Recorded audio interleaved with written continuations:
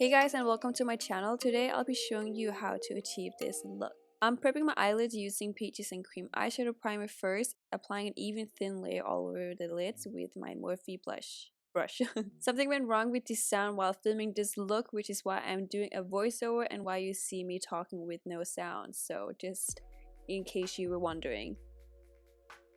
For today's eyeshadow, I'm using Voss Mad About You palette. I'm setting the primer using Infatuation shade, which is a light bone color, using the same Morphe brush and tapping it on. Next, I'm using Mesmerize shadow to apply on the outer and inner corner of the crease and working it into the corners of the lids as well.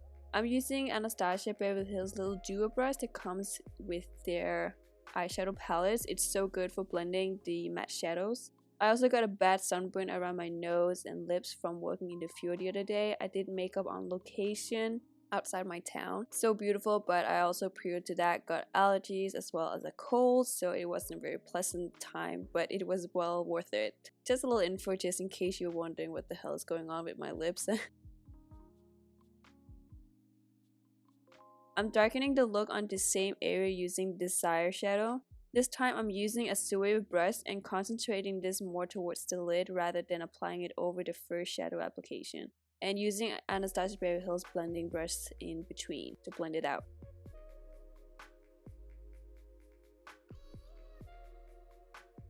To soften up the crease towards my brows, I'm using Sweet Talk shadow with a blending brush. This helps make the crease shadow seem more blended. Using the Shadow Passion with another Suave brush, I'm concentrating this mainly on the outer and inner corners of the lids only, leaving a clear space in the center of the lid for the green shadow I'm going to apply afterwards.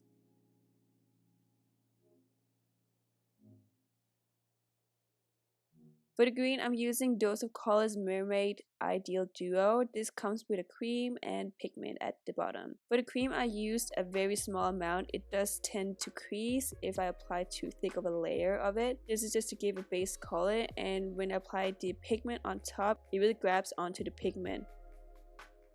For the pigment, it is best to pack on the product rather than swiping it back and forward. Also good to use a flat brush for a more intense finish. I then go over the edges with a blending brush to soften up the green corners.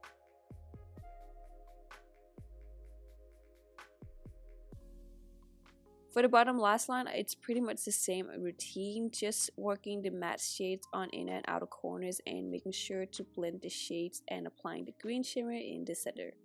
I will link below which lenses I'm wearing as well today. These are the new Desio Eyes Attitude lenses, and I'm wearing the shade Delicious Honey. It's so beautiful. For lashes, I'm using House of Lashes Mon Cheri.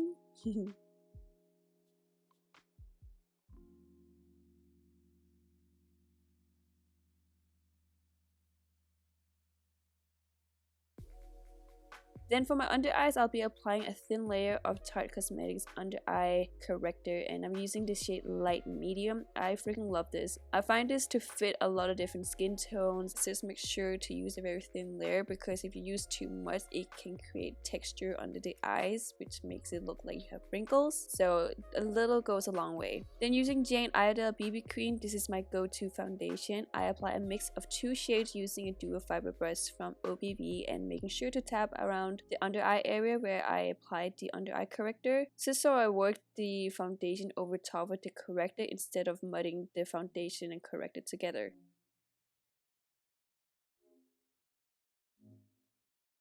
With a smaller brush, I do a more precise application on the under eye area and cleaning up my eyeshadow application as well with a Dose of Colors brush. To set everything, I'm using Smashbox Halo Hydrating Powder in light and also tapping it on with a brush.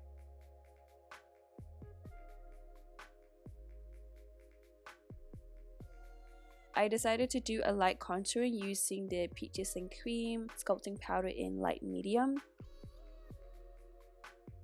And for highlighting, I'm using the new Digital Dust highlight from Milk Cosmetics, and I'm using the shade Gold Ore. Such a beautiful natural glow finish, doesn't look caked on. I find that so many highlights have a finish like a shimmer shadow and can end up looking very unnatural on the skin, so I prefer this more natural look, and I really love this. So I'm just applying the highlight on my cheekbones, nose, cupid's bow, and brow bones.